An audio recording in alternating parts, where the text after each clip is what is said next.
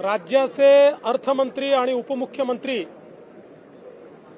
श्री अजितदादा पवार यांचं मी मनापासून अभिनंदन करतो की माननीय मुख्यमंत्री एकनाथराव शिंदेजींच्या नेतृत्वात एक अतिशय प्रगतिशील, सर्वसमावेशक, सर्वजन हिताय सर्वजन सुखाय अशा प्रकारचा अर्थसंकल्प हा त्यांनी सादर केला आहे आणि विशेषतः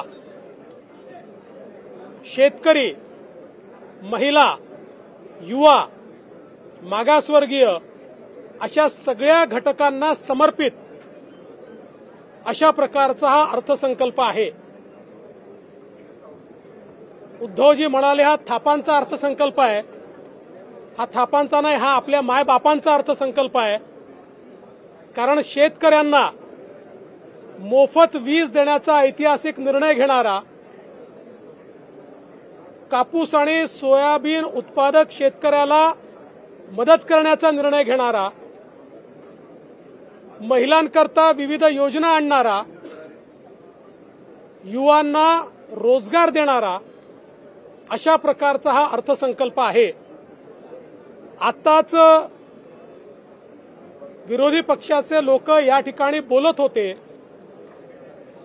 आणि आम्ही टेलिव्हिजनवर बघत होतो, त्यावेळी त्यांच्या बोलण्यात जोर नव्हता, त्यांच्या चेहऱ्यावर नूर नव्हता, चेहरे उतरलेले होते आणि केवळ टीका ते करत होते। पण मला असं वाटतं हा अर्थसंकल्प महाराष्ट्रामध्ये एक नवीन इतिहास तयार करणारा आहे आणि म्हणून यावर सविस्तर प्रतिक्रिया माननीय अर्थमंत्री देखील देणार आहेत, माननीय मुख्यमंत्री देखील देणार आहेत। मी केवळ एवढंच सांगतो, या अर्थसंकल्पामध्ये जे जे आम्ही कबूल केलेलं आहे ती प्रत्येक गोष्ट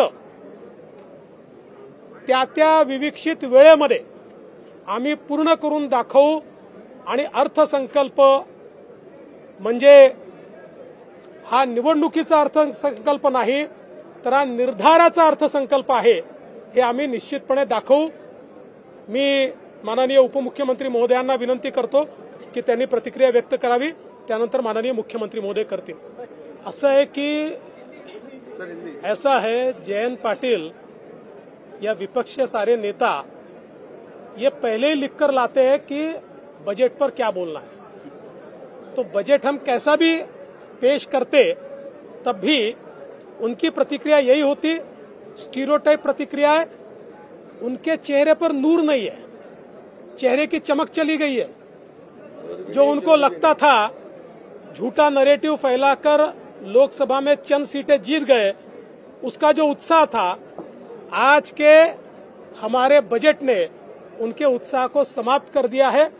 एक बहुत ही रियलिस्टिक, वास्तववादी इस प्रकार का बजट हमारे अर्थमंत्री और उपमुख्यमंत्री अजित पवार जी ने पेश किया है। मैं उनका अभिनंदन करता हूं, हमारे नेता मुख्यमंत्री जी का अभिनंदन करता हूं।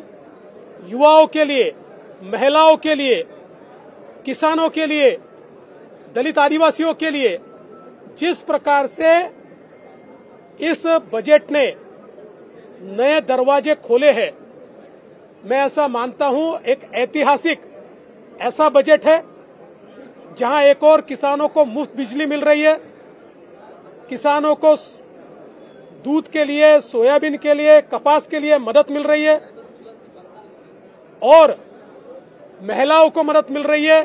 हमारे युवाओं को इस बजट के माध्यम से 10,000 रुपए अप्रेंटिस का मिल रहा है।